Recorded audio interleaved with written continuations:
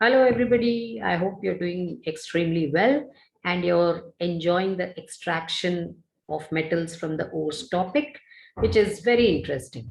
So, we have already covered two steps in the extraction of metals from their ores. Now, quickly tell me, what is an ore? Excellent. An ore is a mineral from which a metal can be extracted easily and profitably. Okay. So now we are seeing how we can extract the metals from the ores. There are four steps involved in the extraction of metals from their ores. Number one step is concentration of the ore. So why should the ore be concentrated? Because the ore has impurities along with it. What are these impurities known as? Gangue. Yes, Gangue, gangue. Okay. So to remove these impurities, there are again methods which we have studied in step one. What are they? Hydraulic washing, magnetic separation, froth flotation process, or leaching. So depending on the impurities which are present with the ore, any one of these methods can be used. So once step one is over, step one finishes, what do we get? We get a concentrated ore. We get an enriched ore. We get an ore without impurities, without the gangue. We get a pure ore. Remember, it is still an ore. We are looking for the metal. We want the metal from that ore. We have first step, we have purified the ore. Next step is conversion of the ore to oxide ore. So any ore, it may be a carbonate ore, it may be a sulfide ore. It has to be converted to the oxide ore. The reason being, it is easier to get the metal from the oxide ore. It is easy to extract the metal easily and profitably from the oxide ore rather than from the carbonate or sulfide ores. So what did we do? We learned about two methods. If it is a carbonate ore, then it is heated in limited supply of oxygen to convert into the oxide ore. Yes. So that was known as calcination. We have done this calcination, right? And if it is for the carbonate ores, and if it is a sulfide ore, what is the method used? Yes, excellent. It is roasting. If it is a sulfide ore, then the ore is heated in excess of air. So you get the oxide ore and sulfur dioxide is released. So if we have zinc sulfide plus oxygen, we'll give zinc oxide plus sulfur dioxide. Similarly, if we have here zinc carbonate, it is heated in less amount of air, you get zinc oxide plus carbon dioxide. In both cases, we have got the oxide ore. So now we will go to step number 3 and 4.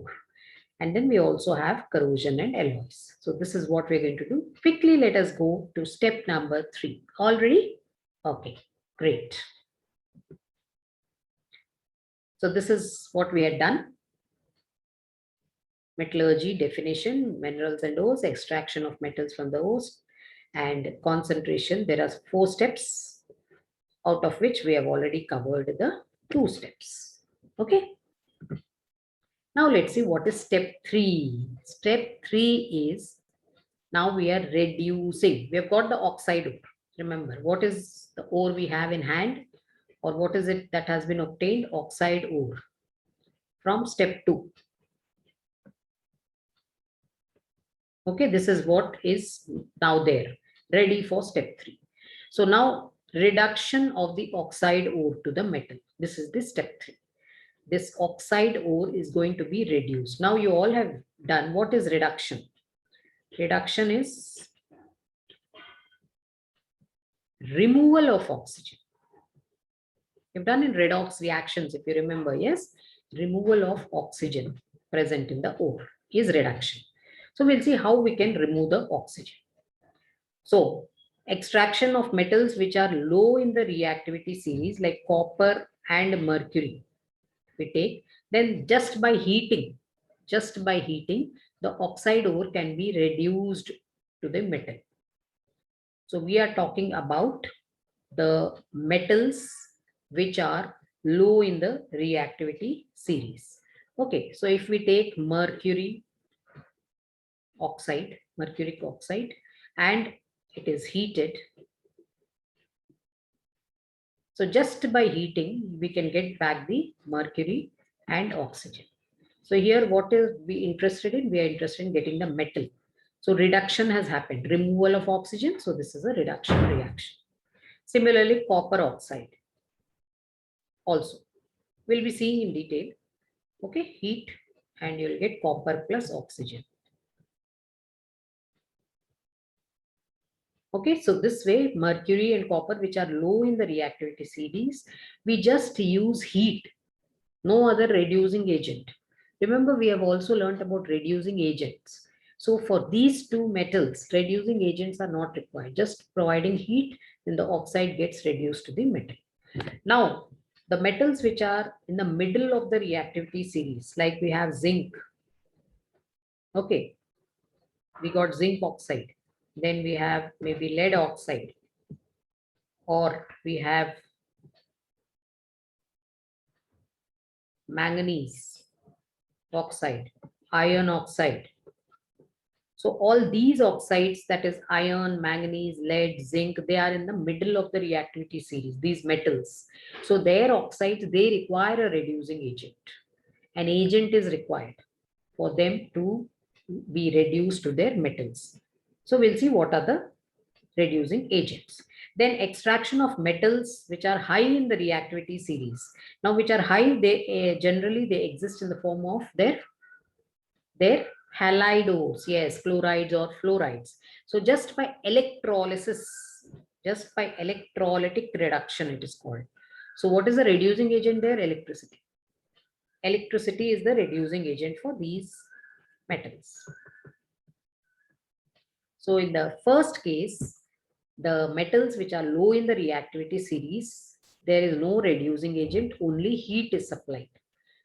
The second one, the metals which are in the middle of the reactivity series, like zinc, lead, manganese, iron, they require a reducing agent.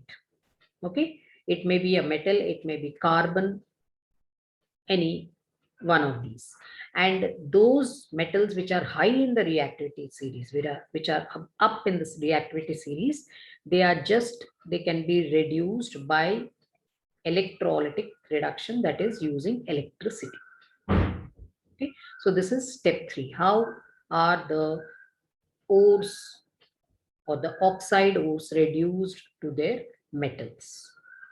This is the third step, the reduction process. Okay, so we will see each one in detail. So first one is reduction or extraction of metal which are low in the reactivity series. So how can they be produced? Just by heating their oxide ores. So mercury, if we take mercury which is low in the reactivity series, so we are using the ore which is cinnabar, mercuric sulfide. Because it's a sulfide ore, can we do directly the reduction process? No. Can we get directly mercury from mercuric sulfide? No. So what is to be done? The step 2. First go to step 2, that is conversion of the sulfide ore to oxide ore. So the sulfide ore is first converted to the oxide ore, and this process is known as roasting. So roasting is conducted for the mercury sulfide and we get mercuric oxide. Now we will do step 3 is reduction. So for mercuric oxide, only heat is required, no reducing agent, and it will give mercury plus oxygen. So we've got the metal in the third step. Mercury metal has been obtained. Okay, so this is mercury is in the low in the reactivity series. Now if we go and see extraction of copper, similarly, extraction of copper metal. So copper glance, again copper glance Cu2s, it's a sulfide ore. Remember, it's a sulfide ore. So can we get copper from the sulfide ore? No, it has to be converted to oxide. So on this Step 2 has to be conducted. So what is this? This is roasting. Roasting is conducted for copper sulfide. It is heated with oxygen and we get here copper oxide plus sulfur dioxide. Copper oxide plus sulfur dioxide, CuO plus SO2. Now this, if you see here, a little of Cu2S has to be added along with copper oxide in order to get the copper metal. Okay, a little of copper sulfate, so to start the reaction, and heat. Just by heating, we'll get copper and sulfur dioxide. So here again, we've got the metal. Okay, copper metal is obtained, and this is step 3. Okay, so how these two steps, step 2 and step 3, have been used? So this is step 3, and because they are metals which are low in the reactivity series, so mercury and copper are obtained from their oxides, from mercury oxide and copper oxide by heating alone. Just by heating them, we get the metal. So we get mercury, and here we get mercury, and here we'll get copper. Okay, so this is step 3 for mercury and copper. Okay, now we go to the second type of metals which are in the middle of the reactivity series. Middle of the reactivity series, we have zinc, iron, lead, manganese. Okay, they are in middle of the reactivity series. Of course, manganese, you are not much aware of it, but then these three you are very familiar by now. So these are extracted from their oxide ores. Till step 2, we've got the oxide ore. Now we are doing the step 3 for these metals for extraction. So we get the metal by reduction, by a process known as reduction of the oxide using a reducing agent. A reducing agent will be used. Very important here. Okay. Very important is using a reducing agent, we will get the metal. So let's see for zinc, extraction of zinc. Now zinc, we are extracting zinc from zinc blend, which is zinc sulfide. Now it's a sulfide ore. So what is step number 2 for it to convert to oxide? Yes, very good. So roasting has to be conducted. Okay, so this is roasting. Zinc sulfide plus oxygen gives zinc oxide plus sulfur dioxide. Now we have got the zinc oxide which we require. Now this is step, or it can also be with zinc carbonate also can be used. It is also an ore. You get zinc oxide. Now what is this process known as? Calcination. So you can give both the reactions. Now this zinc oxide which is obtained, now this is step 3, reduction. Okay, so the zinc oxide is reacted with carbon in the presence of this reducing agent. Here carbon is the reducing agent. Carbon in the form of coke, it is. Carbon is in the form of coke. Coke is not your Coca-Cola here. Coke is a type of carbon. You have learned the amorphous types of carbon. We have done allotropic. Crystalline forms are, you will be doing about it. Crystalline forms will be diamond and graphite. Amorphous, you have done in grade 8. Charcoal, coke, all these are the amorphous forms of carbon. So this coke, carbon in the form of coke, is used as a reducing agent to reduce zinc oxide to zinc metal. So here we get zinc metal. Okay, and carbon monoxide is released. So we've got the metal in third step, zinc metal. So all these steps you have to give when they ask for the extraction of zinc from its ore. You have to give step number 2 also, step number 3 also, because we are extracting zinc from either the sulfide ore or the carbonate. Okay, now let's see the extraction of iron. This is also very important. Okay, hematite, Fe2O3. This is the ore. Now this is already in the form of, this is already an oxide ore. Yes, already it's an oxide ore. So we don't have to do the roasting or calcination step. Step 2 we can avoid. So directly after concentration, we come to step 3, which is reduction. So again, iron oxide, we use carbon as the reducing agent, carbon in the form of coke, and we get iron, metal, and carbon dioxide is formed. Okay. Then extraction of lead from lead oxide. Again, lead oxide we have already got. So lead oxide and carbon in the form of coke as the reducing agent, you get lead and carbon dioxide. So this way, the third step involves the reducing agent in case of metals which are in the middle of the reactivity series. Okay. Now we'll see a special reaction in this. A special reaction where a special reducing agent is used. We have used coke as the reducing agent for zinc, for iron, for lead oxide. Zinc oxide, lead oxide, and iron oxide, the reducing agents for coke. But we have another reducing agent here, reduction of a metal oxide by heating with aluminium.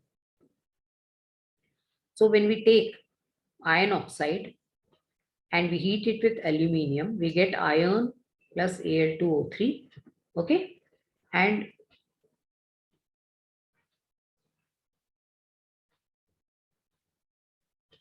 here it is, a lot of heat will be released. It is a highly exothermic reaction. A lot of heat is released. Okay, so this ferric oxide, the iron oxide, can be reduced to iron by using aluminium. And when aluminium is used as a reducing agent, this reaction is known as a thermite reaction. The reaction is known as thermite reaction when aluminium is used as reducing agent. Okay.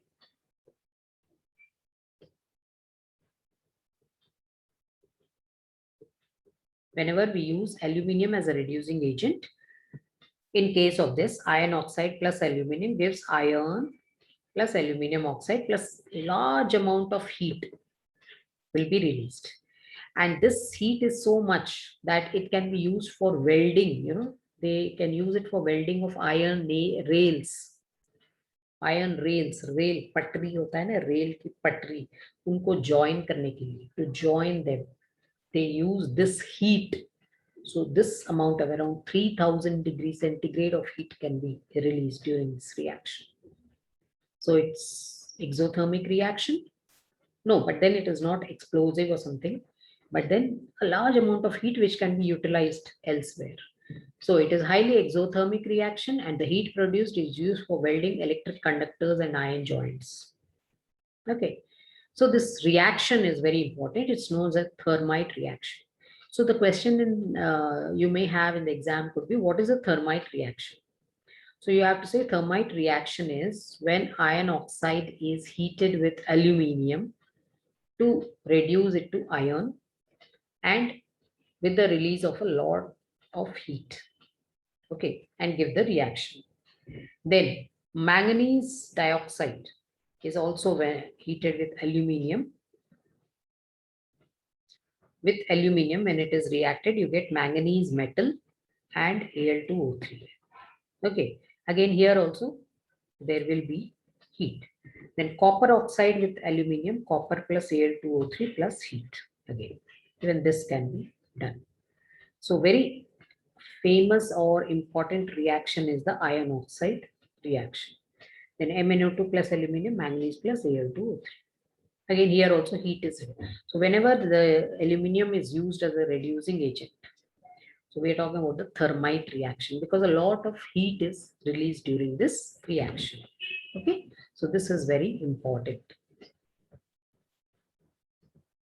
Now let's see the third category.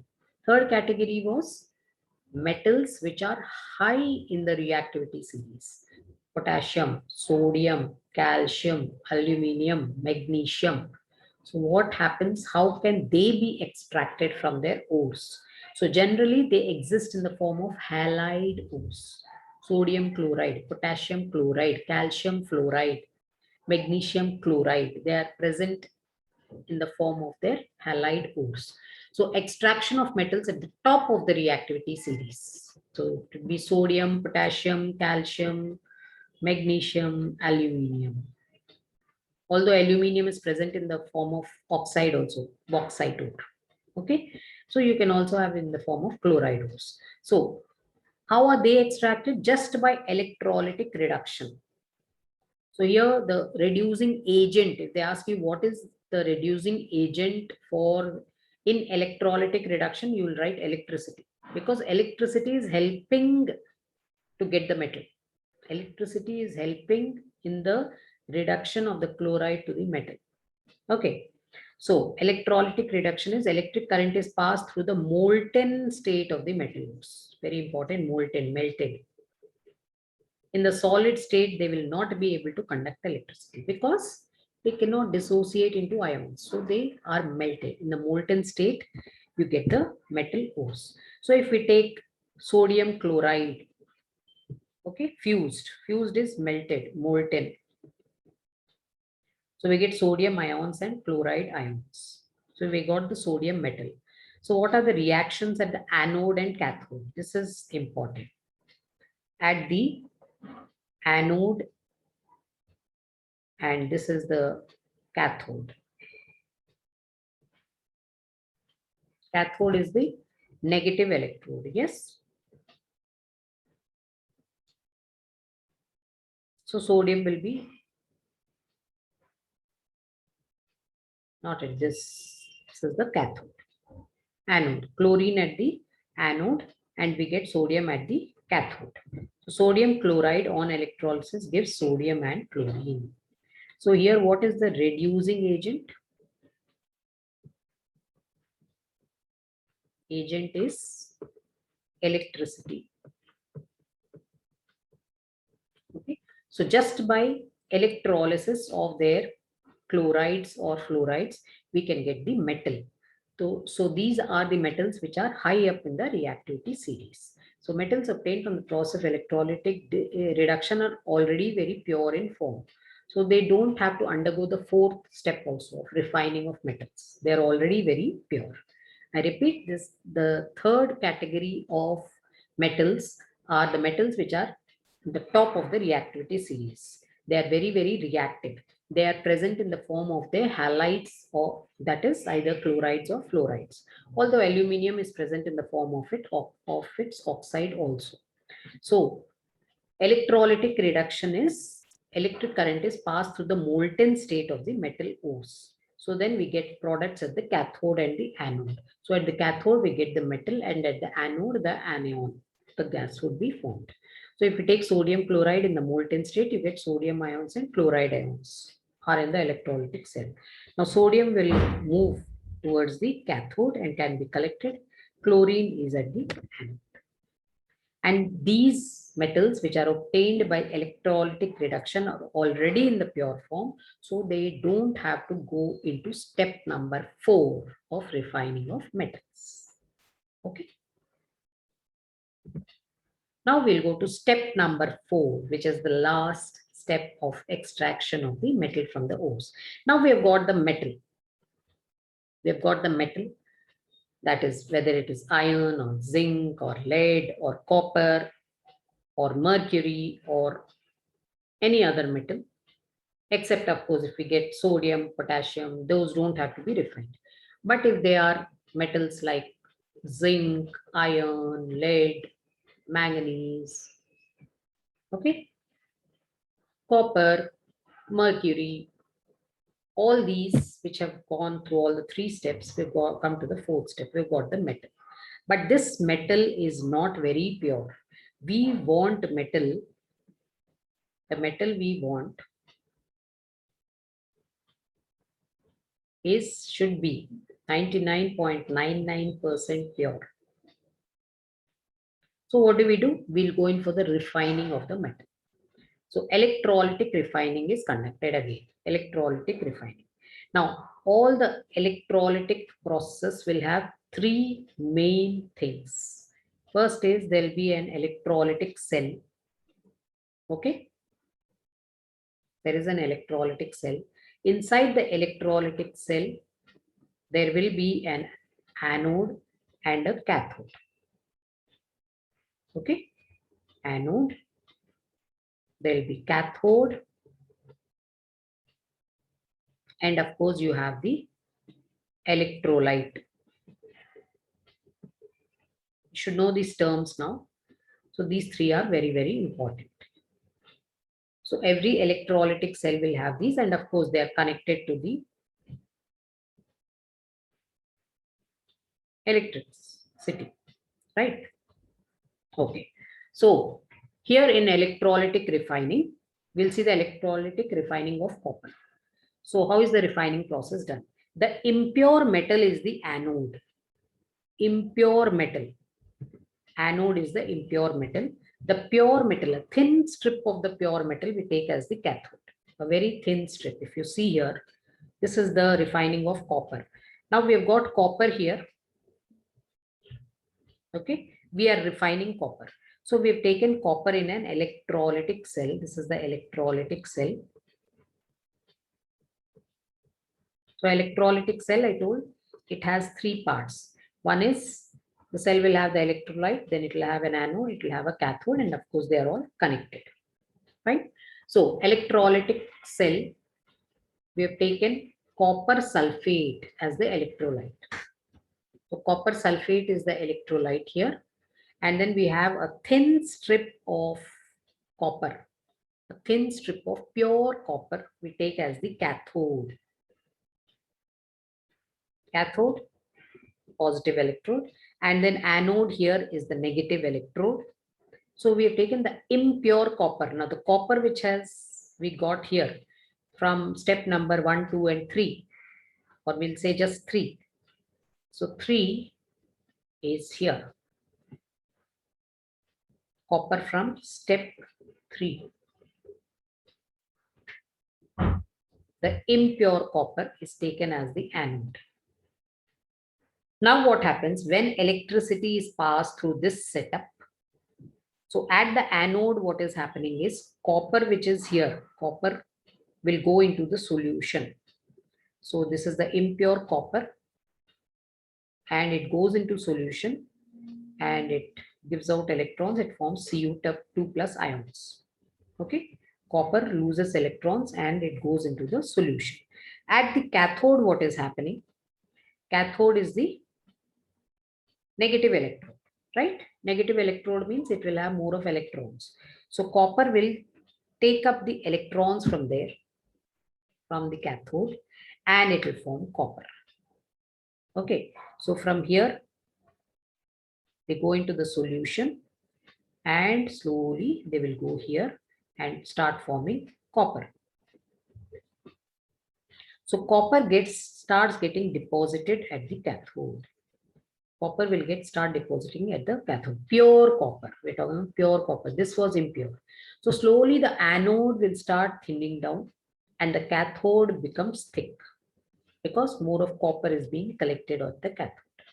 Okay, anode starts shrinking. Anode becomes thin because all the impure copper is going into the solution, copper sulfate, and the pure copper is getting collected at the cathode. So cathode starts becoming wider and thicker with copper deposit and the anode gets thinner. Okay, and the impurities they collect here at the bottom of the electrolytic cell, and the impurities are known as anode mud because they collect the impurities, which are the little impurities which are present in this impure copper. will get collected close to the anode. So they are known as anode mud. Now this anode mud again can have metals like gold, silver. So again, this anode mud is refined, to get those metals. It is not wasted. It is again, we can get the other metals also from that. So this is what happens in the refining process. It may be for any metal, the procedure remains the same. It will have an electrolytic cell, an anode and a cathode. The anode is the impure metal, which we have got from step number 3. And the cathode, a thin strip of the pure metal, is used as the cathode. Okay. And the electrolytic cell will have a salt solution of that metal. So for copper, we are using copper sulfate. For copper, we cannot use zinc sulfate. For copper sulfate. For zinc sulfate. For iron, you can use iron sulfate that way. Okay, so the electrolytic solution, electrolyte should be the salt solution of that metal. And then what happens when electricity is passed through this setup, the impure copper goes into the solution, the ions, and they move towards the cathode. At the cathode, they gain electrons and they form the metal. And slowly the impure copper, the metal strip shrinks or becomes thinner and thinner. And the cathode, which has the pure copper, starts getting deposited with copper. So it becomes thick. And once the complete impure strip of copper has been purified, then the process ends there and the pure copper cathode can be removed, and that is the pure metal, which is 99.99% pure. So here you need to remember these reactions which are important. Of course, this is important. In fact, everything is very important. This is known as electrolytic refining, and most of the time they ask about electrolytic refining of copper. So you should know what is the electrolyte, what is the anode, what is the cathode, then the diagram, labeling, and you should also know these reactions. What is happening at the anode, that is the pure copper. So copper is giving copper 2 plus 2 electrons. So this goes into solution. Okay. And these copper 2 plus ions, they go into solution and move towards the cathode. At the cathode, what happens? These 2 plus ions, they get the electrons and they form copper metal. This is the refining process. So we have completed all the 4 steps and we've got finally the pure 99.99% pure metal. Yes, wonderful. So now you know how the metals are extracted from their ores using all these 4 steps. Okay. Now let us go and see, since we're talking about metals, and we already have done this topic called corrosion and rusting. A little we have done. Then I told you that we would be doing in detail, in the chapter of metals and non-metals. So corrosion is the unwanted layer which is formed on the surface of the metals when the metals are exposed to the surroundings. When I say surroundings, it will be exposed to the air and water. Yes. So the air and water, they react with these metals and they form a layer on the metals. And we say that the metal has got corroded. Now this corrosion, in case of iron, in iron, this is known as rusting. It is nothing different. Rusting is also corrosion. But for iron, we call it as rusting of iron. Okay. Now this corrosion is eating away the metal. Now you may ask, how is it eating away the metal? It's just a layer on top. But what happens when we are cleaning these metals which are corroded? So while cleaning, what happens? A little of the metal also gets taken away from that object, from that article. Okay. So in that process, slowly they start getting eaten away. So that rust is eating away the iron objects. Because we don't leave the rust for a long time. We start cleaning it. While cleaning, along with the rust, a little of the metal also is scraped out. Okay. So, just like, our shoes and all, when we use the shoes, it may be sport shoes, it may be school shoes. When you use them a lot, what happens over a period of time, they get worn off, घिस जाते हैं. Yes. And then we going for new shoes. तो वो घिसते कैसे? Because we are rubbing it over the surface of, you know, wherever we are walking or running or jogging. So because of that, over a period of time, हमारे जूते जो है घिस जाते हैं. So घिसने का क्या मतलब है? It becomes thinner. That layer there will become thinner. Maybe the entire shoe may not, but then near the toes, in the front part or पीछे where actually the heel is there, near the heel part, or one side of the heel gets thinner and the other side is okay. The shoes, this is what happens. So how has that happened? Because there was the friction between the shoe and the area where it was being used. Similarly, rusting and corrosion also, they eat away the metal. Once there, they form these layers. So corrosion is the formation of undesirable substances, okay, on the surface of metals when they're exposed to the environment. Now the environment has air and water. So this air and water, the air again, when I'm talking about air, it will have oxygen, it will have carbon dioxide, it can have sulfur, and so these, they act with the metal, they react with the metal and they form these layers. Okay, this layer eats away the metal. Corrosion of iron is called rusting. Very important. What is rusting? Corrosion of iron is called rusting. And what is corrosion? Corrosion is the unwanted, undesirable layer of formed on the surface of metals when they are exposed to the environment. When we talk about environment or surroundings, we're talking about exposure to air or water. And when I say air, air will have not only oxygen, it will have oxygen, it may have sulfur, it may have carbon dioxide. Okay, these are the gases which are present. Okay, so this layer eats away the metal. So if we take iron, iron plus oxygen gives, and plus water, we are talking about air and water.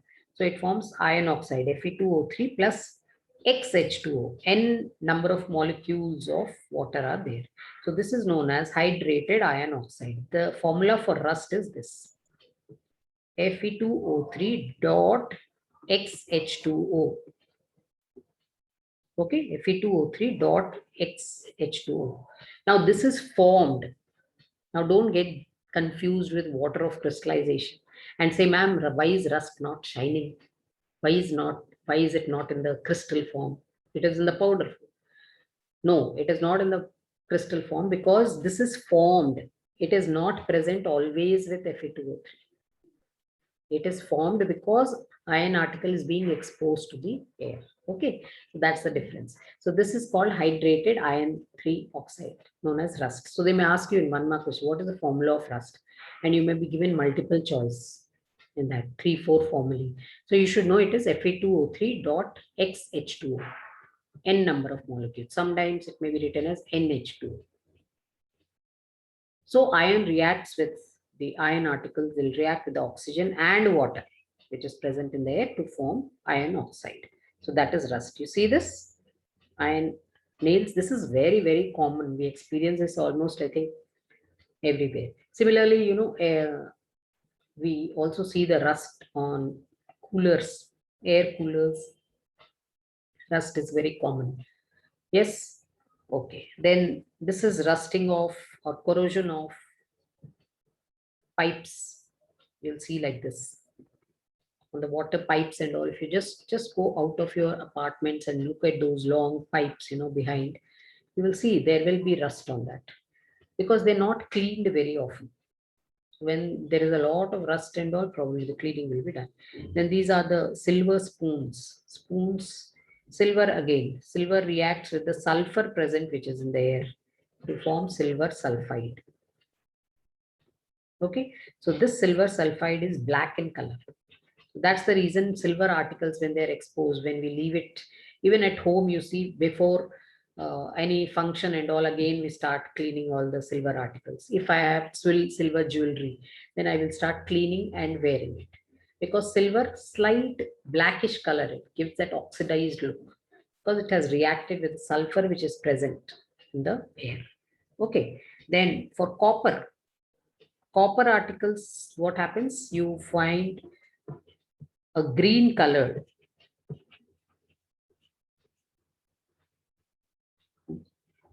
copper carbonate, copper hydroxide. This is a complex salt, a green color. This is green in color. So copper articles, if you see, they form a greenish layer.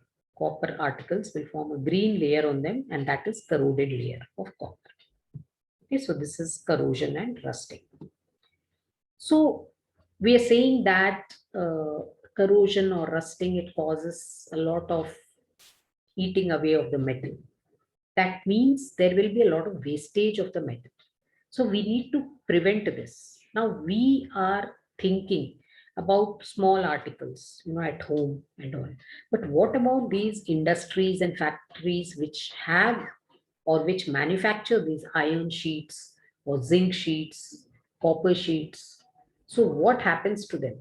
They have to sell them. They can't sell a corroded iron sheet. They can't sell a rusted iron sheet to someone. Who will buy? Nobody will buy. So they have to prevent. And even the articles which are made, the screws and all which we get, I won't go and buy a rusted iron box of nails. Will I buy a rusted box of nails? No.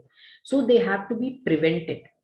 So what is done in the factories and all to prevent this corrosion? Even at home, to prevent rusting and corrosion, we do have certain processes. For example, a simple article is the air coolers, which we use in summers. Okay, what happens is, because they're exposed, they're outside. Air coolers, we don't put them inside. We have them outside. So they start getting rusted. If you see, they're made of tin. So you can see that because there is a lot of water we are using in the air cooler, and they are also exposed to the air, they start getting rusted. Now, if I leave that rust like that, the next year I'll not be able to use that cooler. So before I use, or before I keep it away for the next year, I paint the cooler. I will paint the cooler. Even in the markets, you see, when they, after they assemble the cooler, they will paint it before selling it, because that will prevent the rusting. Okay, so there are methods to prevent this rusting and corrosion. So prevention of rusting, for rusting of iron, to prevent it from coming in contact with oxygen and water, what is done? Painting.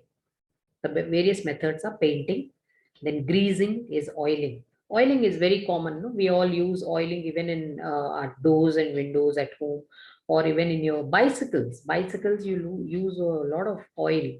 Oiling is done everywhere, so that it does not get corroded or rusted. Those parts do not get rusted and or corroded, and the vehicle runs very smoothly. Then greasing is nothing but oiling. Simple. Galvanization is coating of that article with a layer of zinc. Coating of iron articles or other metals. Or other metals, we are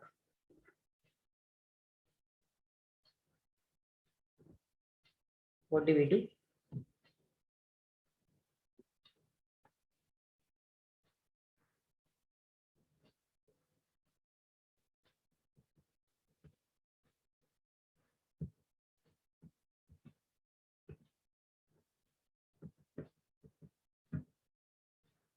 So the other galvanization is coating of iron articles with a layer of zinc. It may be iron articles, it may be any other articles. We coat them with a layer of zinc.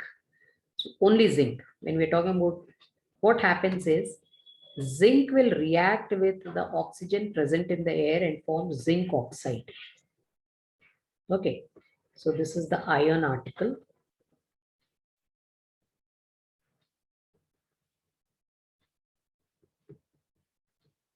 Okay, now what happens is, this iron article I'm coating it with a layer of zinc.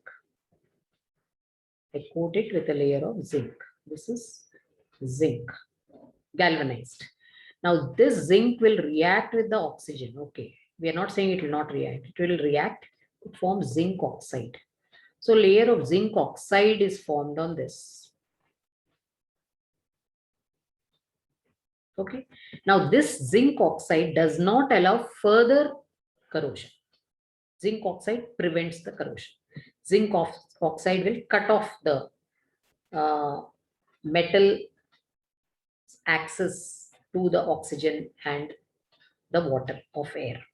So zinc oxide has formed a layer on it on the article, and zinc oxide prevents further corrosion. So that's how it is preventing corrosion. Okay. Then electroplating is another way of preventing corrosion. Electroplating is, you can see, silver articles are plated with gold because silver gets corroded, but gold doesn't get corroded. Gold, it does not react, it is inert. So silver articles are gold plated.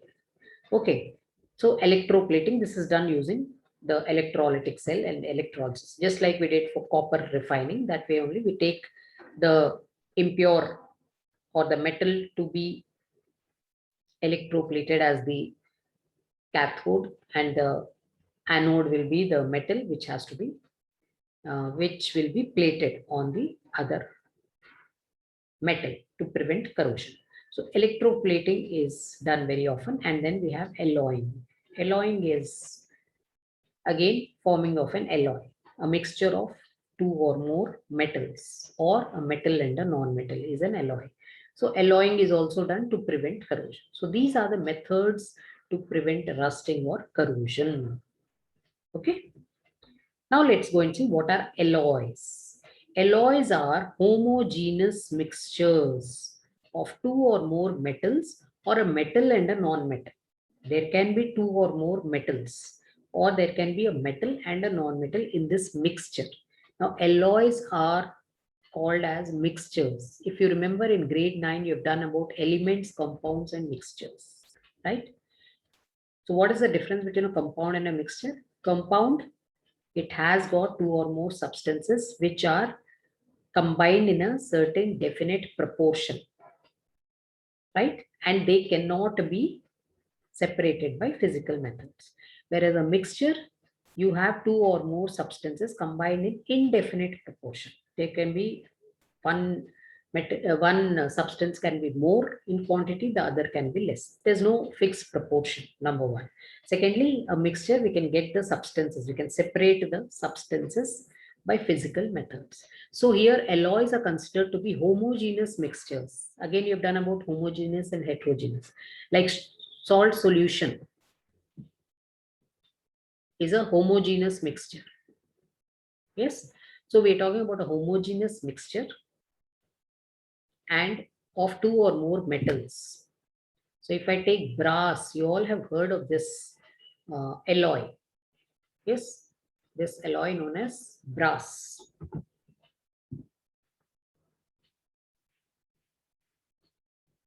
Brass is made up of copper and zinc. Brass has copper and zinc. So there are two metals and they are not in fixed proportion. That copper should be, this much, zinc should be this much. So they are not in fixed proportion. So it is known as a homogeneous mixture. So this is an alloy. Brass is an alloy of copper and zinc, two metals. Now if we take steel, steel is also an alloy.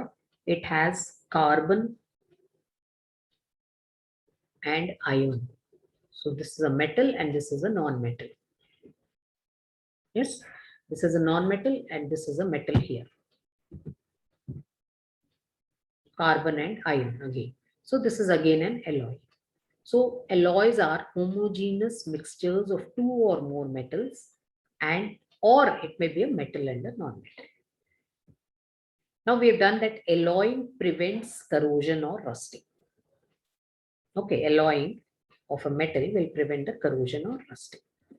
So there are three types of alloys: ferrous alloys, manganese, steel. This is manganese with iron. Ferrous alloys, when we say, one of the metal will be iron. Ferrous alloys will have one of the metals as iron. Then non-ferrous alloys are brass. Example, brass, copper, zinc. Because this does not have iron. So alloys which do not have iron are known as non-ferrous alloys. Brass, bronze, they do not have iron. Then third category is amalgam. Amalgam is where one of the metal is mercury. So we say this is sodium amalgam, zinc amalgam. Okay. So we call them as sodium amalgam.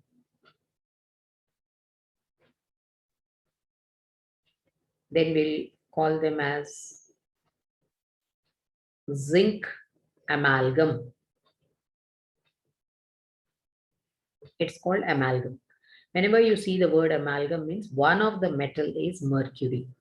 Very, very important. Should strike immediately. One of the metal in the alloy is mercury, and the other metal, we use that name and say amalgam. Sodium amalgam, zinc amalgam. Then you can call it as manganese amalgam if it has manganese and mercury. And non-ferrous alloys, it will not have iron as the metal. There are other metals which are alloyed. Ferrous alloys will have one of the metals as iron. So properties of an alloy. So why alloy? Why do we say that alloys, they prevent corrosion or they do not allow the metals to rust? So the properties are alloys are stronger than the metal from which they are obtained. They are stronger than the metal from which they are obtained. Then they are harder. That is another property. Then they have more resistance to corrosion. As we're talking about corrosion, alloying is done because they have more resistance. That means they do not rust or corrode as easily as the metal itself. Suppose I leave iron outside. Iron is exposed to the air and water. It gets rusted easily. But when we are using an alloy, we are using iron with manganese and as an alloy, then the rusting process is very slow, almost negligible. So it is used to prevent corrosion. Okay, alloys are used.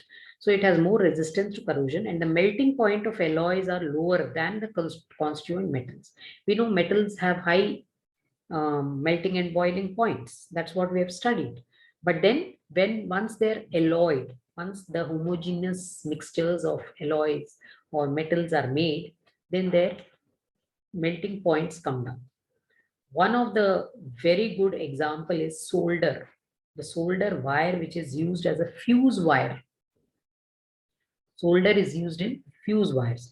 It is an alloy of tin and lead. It's an alloy of tin and lead. This example you should know. So what happens is whenever there is excess electricity passing through in the house, so this fuse wire, because it has low melting point, that even a little heat, what happens? And we are talking about excess of electricity. When excess of electricity means there will be heat involved. So what happens? This solder, because it has a low melting point, it will melt. The fuse wire will melt and the complete connection gets switched off. So it prevents accidents. This fuse is preventing accidents. It is not allowing that excess electricity to pass through the entire, connection or the entire household wires.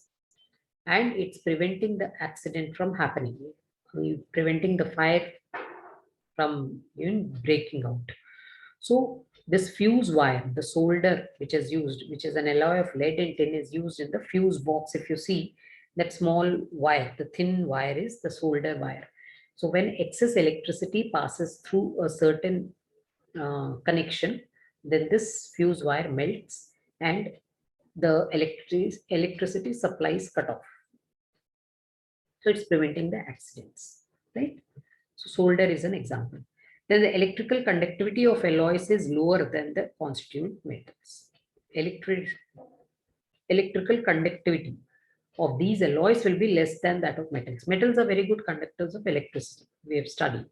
But then alloys, comparatively, their They conduct electricity. They do conduct electricity, but their conductivity power is less than the individual metals. So these are the properties of the alloys. So you need to remember them.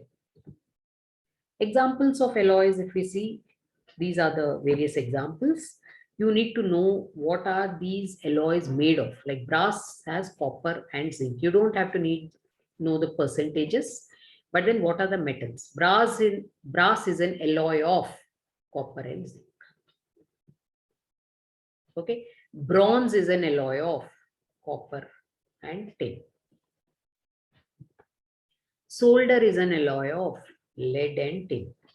This way you should remember. Okay, duralumin is an alloy of aluminium, copper, magnesium, and manganese. There are 4 metals here. Duralumin is used to make aircraft bodies. It's very light, so it's used. Then steel is an alloy of iron and carbon. Then stainless steel, this is different. Stainless steel, you see, doesn't get rusted. Steel gets rusted, only steel, because it has iron. Whereas stainless steel has iron, chromium, and nickel. Very less of iron, only 18%. So it has, it has 74% iron, but then there is chromium and nickel, which prevents the corrosion. So stainless steel is iron, chromium, and nickel.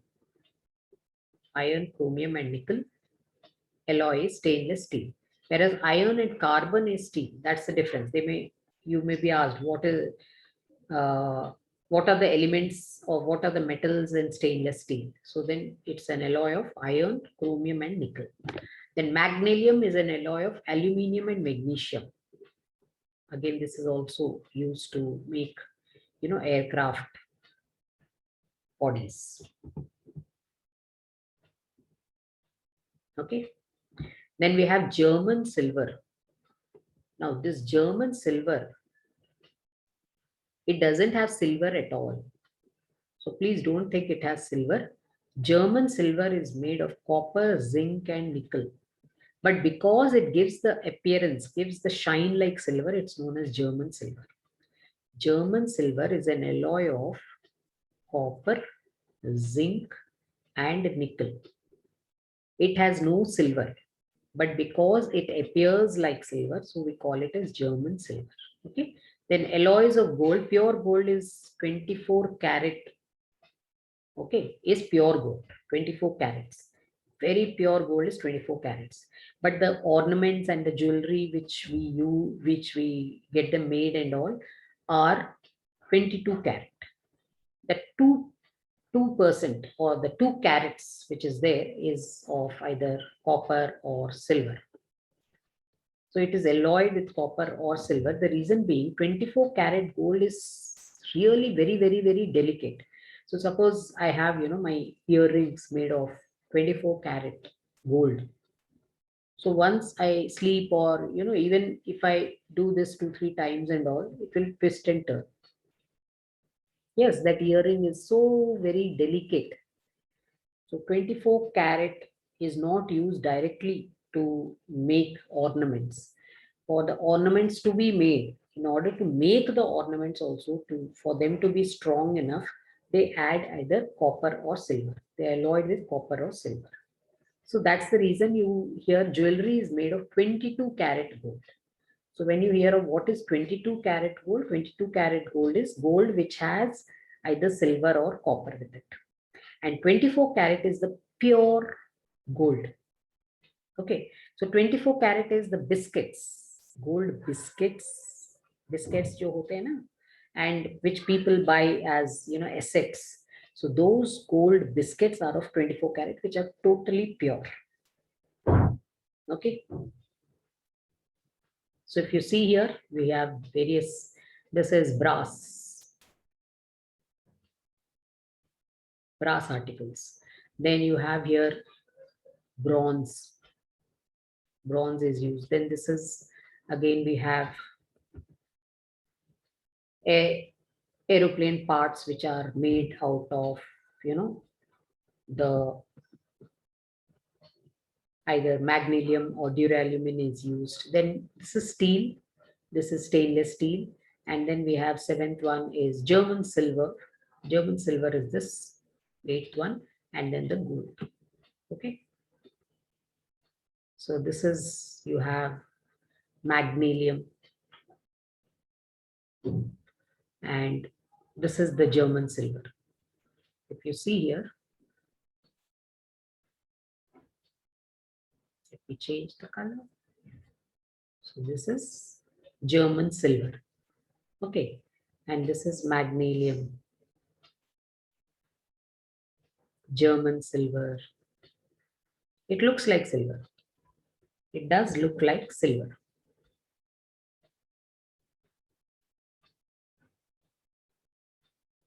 Okay. And then we have, of course, gold. So they may ask you, what is this, 24 karat gold? So 24 karat is the pure gold, and 22 carats, when we are talking about 22 carats, is the gold which has either copper or silver with it. It will have copper or silver with it. That is 22 karat gold. So you should know what are the various metals or the metal and the non-metal in the alloys.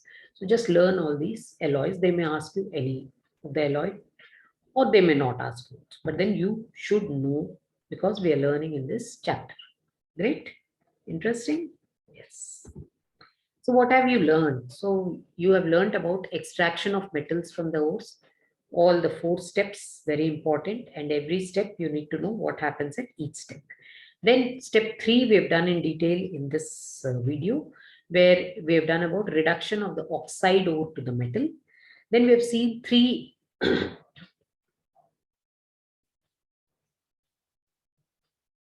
parts of this, depending on the position of the metal in the reactivity series. So metals which are low in the reactivity series, metals which are in the middle of the reactivity series, and metals which are high up in the reactivity series or in the top. So depending on that, the reduction method differs. Which are low in the reactivity series, like mercury, and we have copper. We have mercury and copper. Just by heating of their oxide ores, we can get the metal. Then which are in the middle, like zinc and iron, we use a reducing agent like coke or aluminium. When we use aluminium as reducing agent, it is known as a thermite process. Then which are top or high in the reactivity series, just by electrolytic reduction, we can get the metals. This is what we have studied, right? Then 4th step is refining of the metal. Refining is done by electrolysis. So you have to know about the refining of copper metal is what is very important. The complete electrolytic cell setup and the reactions, all those are very important. Then we have done about what is corrosion and how it can be prevented. So methods of prevention are by painting, by galvanizing, by greasing or oiling, and also by alloying. Then we have done about what are alloys. Alloys are homogeneous mixtures of 2 or more metals, or a metal and a non-metal also. And we have done how the alloys, their properties help to prevent corrosion or rusting, and also they help in other properties which they are different from the metals, like they have low melting and boiling points, then they have low, their electrical conductivity is lower than that of the metals, yes, but they are harder than the metals, and their resistance to corrosion is more than that of metals. So that's why alloying is a very good method to prevent corrosion or rusting, right? So this is what we have learned in the complete metallurgy. Great. Yes. So here comes your self-check assessment now.